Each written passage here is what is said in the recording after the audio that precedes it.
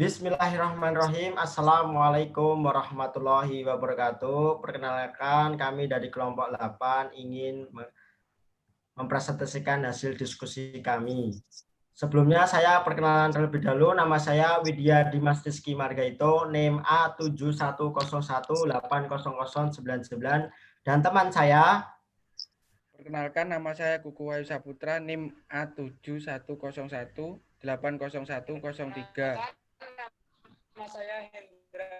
Selanjutnya saya perkenalkan, nama saya Hendra Arif Kurniawan, NIM saya A7101800083. Oke. Rolu. Oke. Selanjutnya di sini saya akan menyampaikan materi. Sebelumnya saya akan share screen terlebih dahulu. Bentar ya, saya share screen dulu ya materinya. Ya, Pak.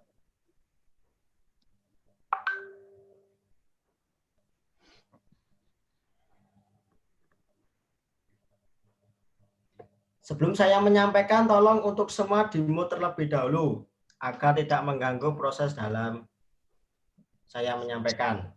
Oke, langsung saja ya. Pembelajaran daring. Pembelajaran daring adalah pembelajaran yang dilakukan secara online, di mana menggunakan aplikasi pembelajaran maupun jejaring sosial. Media daring merupakan media dalam jaringan. Daring sendiri merupakan singkatan dari dalam jaringan. Dalam konteks ini, dalam jaringan merupakan jaringan online. Belajar daring, metode belajar menggunakan model interaktif berbasis internet atau LMS. Pada media daring ini, pembelajaran media daring ini kita bisa menggunakan media seperti Google Meet, Zoom, atau aplikasi yang lainnya. Oke, selanjutnya. Ciri-ciri pembelajaran daring. Ciri-ciri pembelajaran daring di sini, pembelajaran yang dilakukan tanpa melakukan tatap muka, tetapi melalui platform yang telah tersedia. Meskipun kita tidak bisa pembelajaran secara tatap muka, namun kita bisa menggunakan platform yang telah tersedia untuk melaksanakan pembelajaran meskipun tanpa tatap muka. Segala bentuk materi pelajaran didistribusikan secara online. Komunikasi juga dilakukan secara online. Oke, langsung selanjutnya. Daring juga menyatakan kondisi pada suatu alat, perlengkapan, atau suatu unit fungsional. Sebuah kondisi dikatakan daring apabila memenuhi beberapa persyaratan sebagai berikut. Yang pertama, di bawah pengendalian langsung dari alat yang lainnya. Yang kedua, pengendalian langsung dari sebuah sistem. Yang ketiga, tersedia untuk penggunaan segera atau real time. Yang keempat, tersambung pada suatu sistem dalam pengoperasiannya. Kemudian peserta didik juga dapat berinteraksi dengan guru pada waktu yang bersamaan, seperti menggunakan video call atau live chat. Pembelajaran daring dapat disediakan secara elektronik menggunakan forum atau message. Oke, selanjutnya adalah pembelajaran. Di sini ada beberapa model dalam pembelajaran daring. Yang pertama, model pertama, melibatkan pengampu dan peserta secara penuh. Peserta melakukan pembelajaran daring dengan mengakses dan mempelajari seluruh bahan ajar, mengerjakan lembar kerja, dan berdiskusi dengan guru. Selama proses pembelajaran, peserta difasilitasi secara daring penuh oleh pengampu. Yang model kedua yaitu melibatkan peserta, mentor, dan pengampu. Di sini menggabungkan interaksi antara peserta, mentor, dan pengampu dengan model pembimbing. Yang pertama, interaksi pengampu dan mentor. Pengampu mendampingi mentor dan berinteraksi dengan mentor secara daring. Nah, yang kedua, mentor mendampingi, berdiskusi, dan berkoordinasi dengan peserta secara daring. Yang ketiga, interaksi pengampu dan peserta. Pengampu memfasilitasi dan berkomunikasi dengan peserta secara daring. Selanjutnya, lagi. Nah,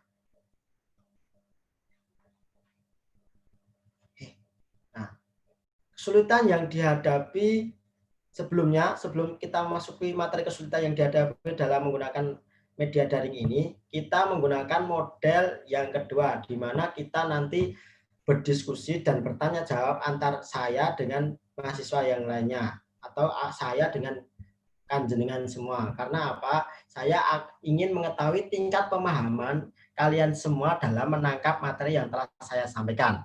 Nah, oke, selanjutnya kita akan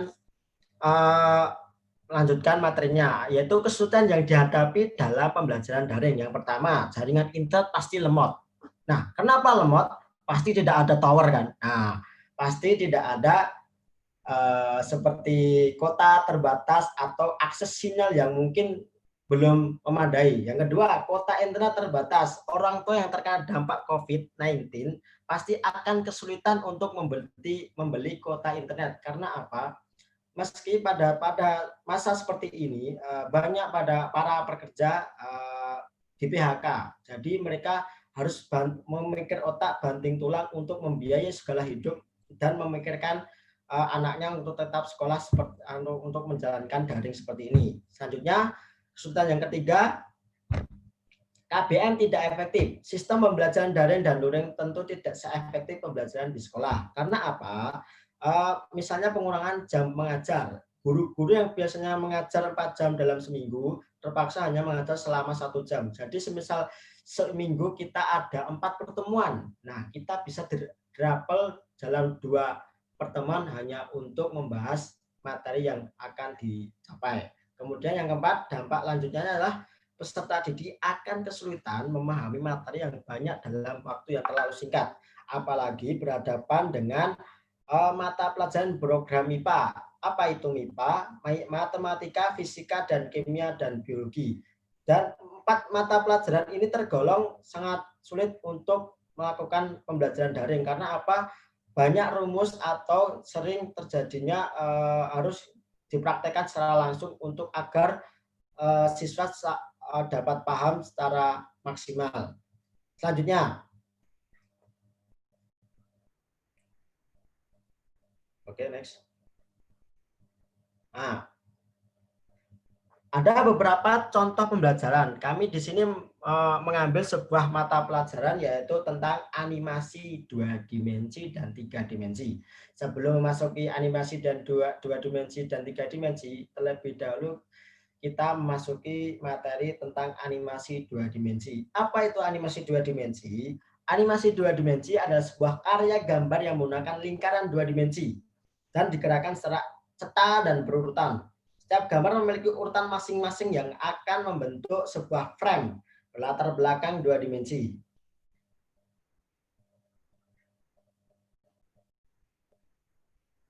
Mengapa disebut sebagai animasi 2 dimensi? Karena dibuat dari sketsa yang digerakkan satu persatu sehingga akan bergerak seperti nyata. Animasi 2 dimensi ini hanya bisa terlihat dari depan saja. Objek dalam gambar yang ada pada film animasi tidak hanya berupa makhluk hidup saja, namun juga ada yang merupakan berupa benda, warna, tulisan, dan spesial efek lainnya. Oke, next. Selanjutnya adalah teknik animasi 2 dimensi. Ada beberapa teknik dalam pembuatan animasi. Yang pertama adalah teknika atau teknik cel. Teknik animasi manual. Di sini rangkaian gambar dibuat di atas lembaran transparan. Objek utama yang mengeksploitasi gerak dibuat terpisah dengan latar belakangnya. Oke, tahapan yang selanjutnya atau teknik yang selanjutnya. Yang nomor 2, teknik computing 2 dimensi. Nah, di sini ada beberapa teknik computing 2 dimensi mempunyai beberapa kelebihan. Yang pertama, apabila ada kesulitan dapat dikoreksi secara langsung. Yang kedua, dapat menggandakan objek animasi. Yang ketiga, hasil animasi terlihat bagus. Yang keempat, mempermudah kerja animator. Yang kelima, semua bisa belajar animasi meskipun usia muda, tua, dan renta. Selanjutnya, yang ketiga adalah teknik computing 3 dimensi. Teknik computing 3 dimensi ini digunakan untuk memberi kesan pada objek agar terlihat memiliki ruang dan kedalaman. Pada animasi 2 dimensi hanya memiliki ukuran, dimensi, panjang, dan lebar. Di sini. Nah. Oke, next. Teknik bayangan. Apa itu teknik bayangan? Menggunakan lempengan karton atau kulit. Ya, kemudian media itu digunting sesuai dengan karakter figurnya. Jadi biasanya tokoh ditampilkan dengan karakter yang tampak dari samping agar terlihat lebih jelas. Sorotan lampu dari belakang layar ke objek figur yang memberikan efek siluet atau menjadikan kesan tersendiri ketika ditonton. Oke, selanjutnya proses pembuatan animasi 2 dimensi. Yang pertama adalah praproduksi. Apa itu praproduksi? Yaitu tahap produksi, di mana proses ini penentu hasil pertama animasi yang dibuat. Dalam proses ini ada beberapa hal yang harus dikerjakan. Yang pertama,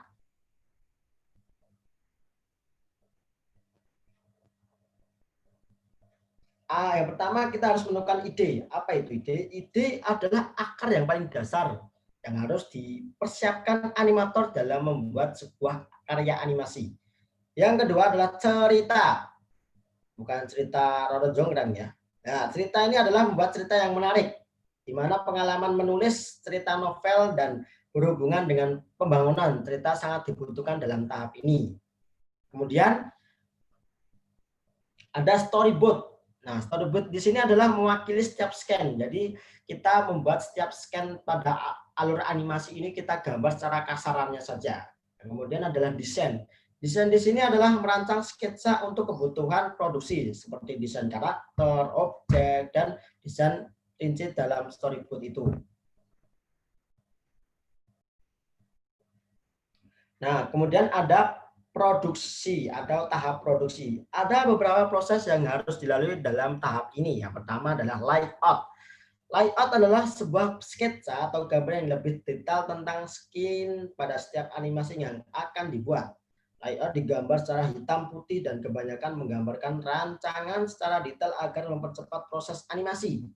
Yang kedua adalah ada R&D, yaitu menguji efektivitas produksi animasi yang bersifat analisis supaya dapat berfungsi di masyarakat luas. Sehingga animasi yang diproduksi dapat dinikmati dan dimengerti oleh penonton. Oke, next. Yang ketiga adalah texturing. Texturing di sini yaitu pada dasarnya setiap desain sudah terdapat warna, namun adanya tekstur akan menjadi pelengkapnya. Kemudian adalah rigging. Rigging di sini untuk pembuatan animasi berbasis komputer, untuk menambahkan tulang atau sendi di setiap karakter agar bisa digerakkan secara terpisah dan lebih praktis. Kemudian ada animation. Di sini ada animation di sini adalah gerakan sudah tercatat dengan jelas. Oke, selanjutnya VFX. Di sini ada menghiasi animasi mengandung elemen seperti cahaya, api, air, asap, udara, angin, laut. Bukan. Air, asap ya. Lighting. Di sini adalah pencahayaan. Lighting bisa diatur dengan menambahkan bayangan atau cahaya secara manual.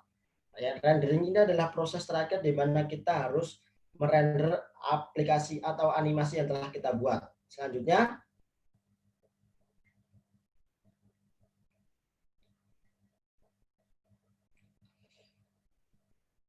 adalah post production atau pasca produksi. Di sini ada beberapa tahap yang harus dicapai dalam melakukan tahap pasca produksi ini adalah yang pertama adalah compositing, yaitu penggabungan hasil render dari tahap produksi sebelumnya.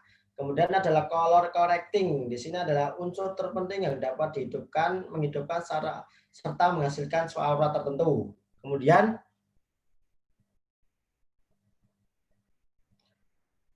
dubbing. Dubbing di sini kita bisa menambahkan seperti suara kita, suara manusia, suara hewan, atau suara efek sound lainnya. Kemudian adalah finally output. Di sini adalah hasil akhir pada animasi tersebut. Oke, selanjutnya.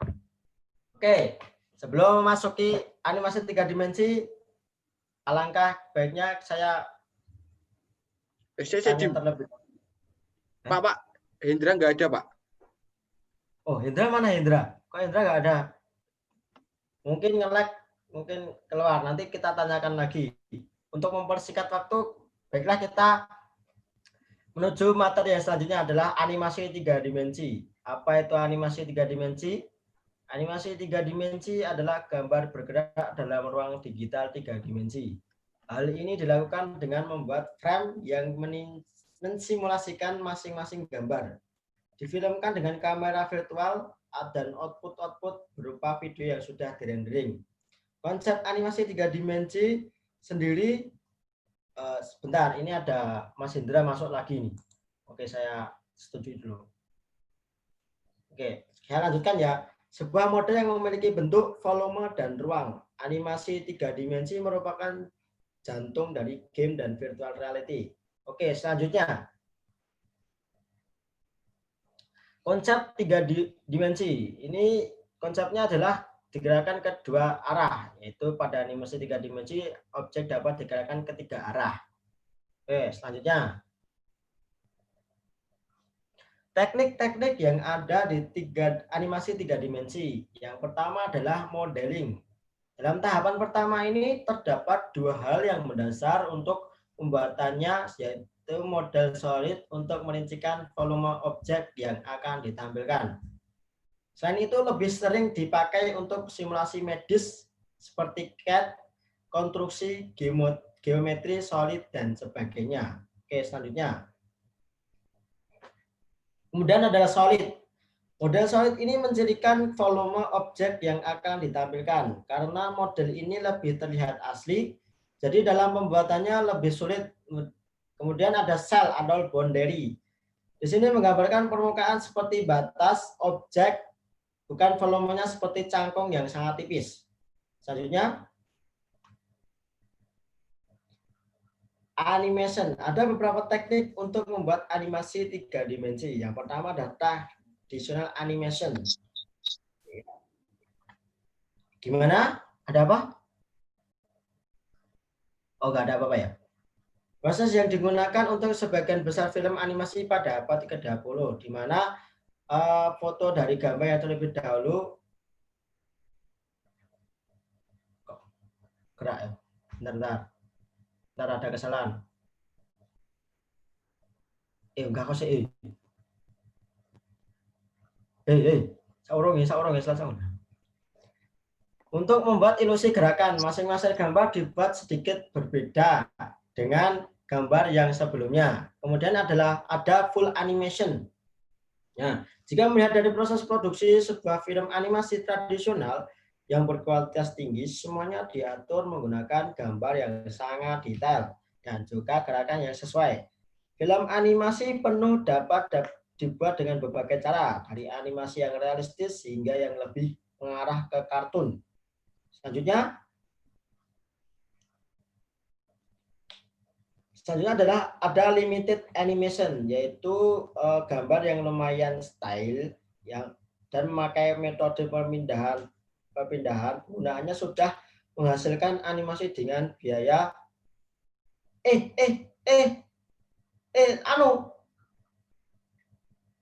ora ya. Apa, Pak? Oke, sejujurnya. Oh iya. Ada rotoscoping, yaitu merupakan teknik di mana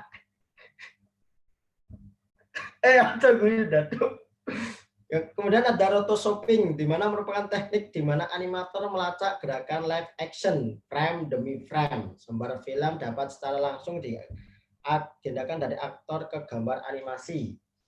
Kemudian ada live action animation. Teknik ini menggabungkan karakter yang telah digambar menjadi sebuah film animasi. Kemudian difilmkan kembali, tapi dengan karakter manusia asli seperti background nyata. Oke, sampai di sini ada pertanyaan dalam animasi 3 dimensi materinya? Boten. Boten. Contoh Pak, contoh. Contoh Pak. Oh, contoh animasi 2 dimensi seperti ini. Mana? Gocok. Nah, aja misu-misu. Kan di kap. Nah, jadi Hendro sing golek piye to? Kosek apa? Nah, ini adalah contoh gambar animasi 2 dimensi. Nah, ya, siap. Yang 3 dimensi. Nah, 3 dimensi ada ini. Ini. Nah, Minion. Pak kok burak Pak? Pak. Kesimpulan dari pembelajaran kali ini yang pertama, dengan model pembelajaran daring saat ini ada beberapa peserta didik yang menerima pembelajaran daring, alasannya karena model pembelajaran daring lebih santai, menyenangkan, fleksibel, dan efisien. Singkat, praktis, cepat, tepat, aman, padat, mudah, hemat waktu, hemat tenaga, hemat energi. Cara itu juga bisa dilakukan jarak jauh tanpa berkumpul di tempat yang sama. Selain itu, manfaat lain dari model pembelajaran dalam jaringan ini, orang tua bisa mengawasi anak-anaknya belajar dari rumah, meski dengan melek teknologi, menjadikan anak melek teknologi mempercepat era 5.0, meningkatkan kemampuan di bidang ilmu teknologi. Siswa juga menjadi lebih aktif, kreatif, inovatif, dan cerdas, di mana mengondisikan diri senyaman mungkin untuk belajar tanpa aturan yang formal. Mereka memanfaatkan teknologi yang ada untuk kebermanfaatan mungkin merupakan salah satu inovasi yang bagus dan perlu untuk ditingkatkan. Dalam proses digital mengingat perlu dikuasainya sistem informasi teknologi dalam mengembangkan ilmu pengetahuan pada era 5.0 yang serba canggih ini. Pateni kok, rekorte.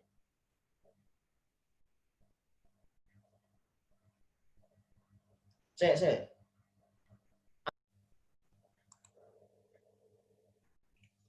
Oke, karena pembelajaran animasi 2 dimensi dan 3 dimensi sudah selesai, tolong saya carikan contoh animasi 2 dimensi dan 3 dimensi. Saya akan memilih Mas Hendra. Mas Hendra, mana Mas Hendra? Hadir nggak ini? Kok diem baik? Sinyalnya nggak ada. Mas Hendra? Oke. Saya tolong carikan contoh animasi 2 dimensi ya, Mas ya. Iya, Pak. Bentar, Pak. Oke, untuk Mas Kuko hadir nggak? Nggih, pripun? Nggih. Ya, untuk Mas Kuko tolong saya carikan contoh animasi 3 dimensi ya. Nggih. Untuk masing-masing animasi 2 dimensi dan 3 dimensi boleh dicarikan dari Google, YouTube, atau animasi film lainnya. Bebas, yang penting ada penerapan animasi 2 dimensi atau 3 dimensi. Saya kasih waktu 1 menit atau 2 menit. Oke.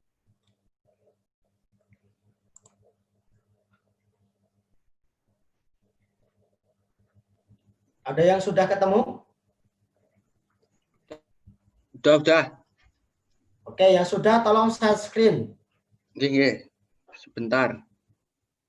Saya matikan audionya nggak apa-apa ya, Pak? Nggak apa-apa, Mas. Oke, langsung saja, Mas. Kasih contoh apa itu animasi 3 dimensi. Boleh dari YouTube, Google, film, juga boleh.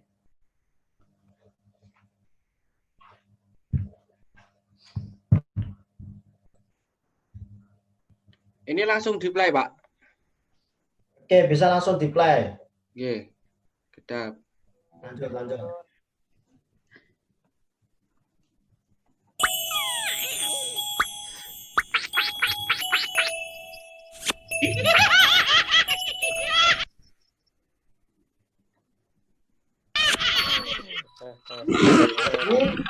Ini animasi berapa, Mas? 3 dimensi, Pak. Kesukaan adik saya itu, Mas.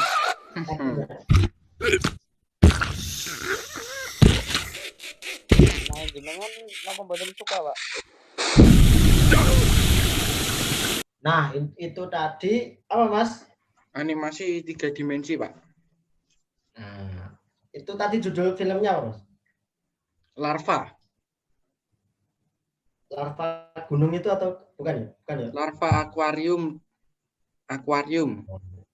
Oke, siap. Oke, itu tadi adalah contoh animasi 3 dimensi. Yaitu kita dapat melihatnya secara 3 dimensi, dapat kita lihat dari semua sudut terlihat nyata dan jelas. Oke, langsung contoh animasi 2 dimensi. Untuk Mas Hendra sudah siap belum? Udah ada belum materinya? Ya, Contohnya? Oke, Pak, langsung share screen saja, Mas. Kalau sudah ada. Ya, Pak. Keluar tadi. Coba keluar orangnya. Kalau nggak bisa, Mas Kuko saja yang menampilkan. Nggak apa-apa. Contoh animasi 2 dimensi, Mas. Kalau Mas Kuko kalau sudah ketemu, tolong bisa share screen ya, Mas. Saya tekan tombol loncengnya biar cepat pulang. Bukan lonceng sekolah, oi.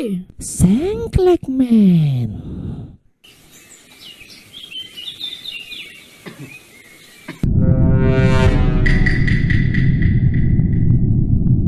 Duh, misinya di elektrika lagi.